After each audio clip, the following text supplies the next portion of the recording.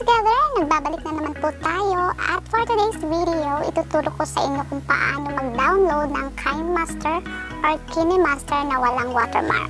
Pero bago ang lahat, please don't forget to subscribe, like, and share, and comment down below. And also please ring the bell button or button para updated kayo sa aming bagong videos. Okay, so ngayon pupunta tayo sa Chrome. Type po natin AC Market. Okay. Yan. Search po natin yan. So yung pinakauna po na AC Market, cracked apps, games, mods for Android. So ito po yung pipindutin natin.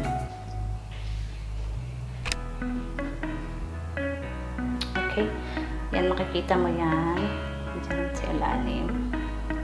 Super fast speed, one community. Yan. So, balik tayo sa taas. Ito po. Download now. Yan, pindutin mo lang yan. Ayun na po nakalagay. And in our next vlog, we're going to mention the name of the subscribers na nainindot na comment o automatically makadaog of 30 pesos na load na i-load ni Charlotte Alton Canoy. And please don't forget to like her page. Thank you so much and congratulations. Tapos, dito sa taas,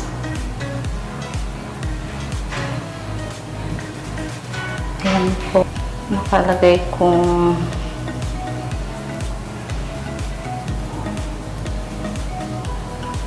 tapos na ba ito. Eto na, pipindutin lang natin yan.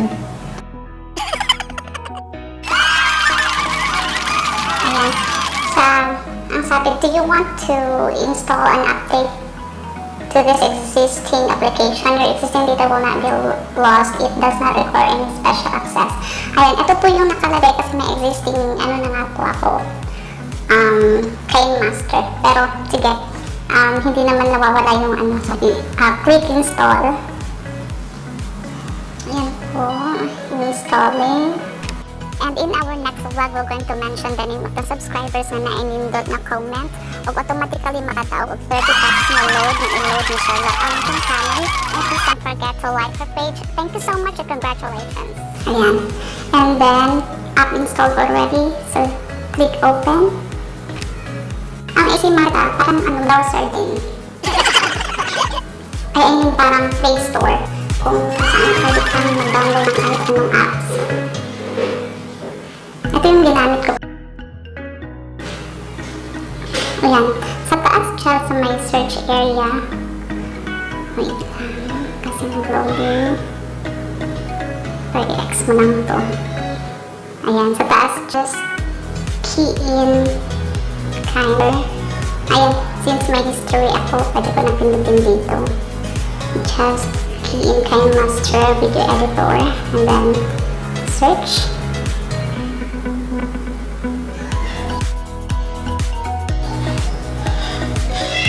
Ayan po. Dito po banda sa may arrow. Ito, arrow na yan. Pindutin mo yan. So, if pindutin mo rin yung free download.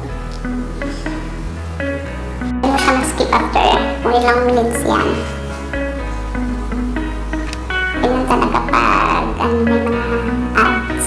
Come on. Na-download na yata. Ito na. Ayun, nakalagay. If you want to install an update to this existing application, your existing data will not be lost. It does not require any special access. Pasensya na po sa Wi-Fi kasi mahina. Andito kasi ako sa CR ngayon. Ingay kasi sa sana. Installing.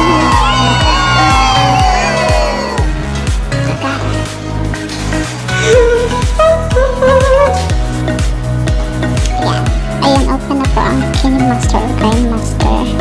Ayan, yung tapos na nag-download. So, let's try to open it. Ayan. Punta ka dito sa may plus na sign. Pindutin mo ang 16:9 na ratio. And then, ayan na. Like for example, kuha tayo dito sa media. Pindutin ang media. Kuha tayo ng Dati kasi may watermark to.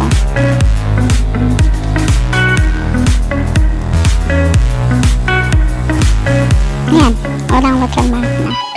Kasi malalaman kung may watermark yan pag may nakalagay na ano,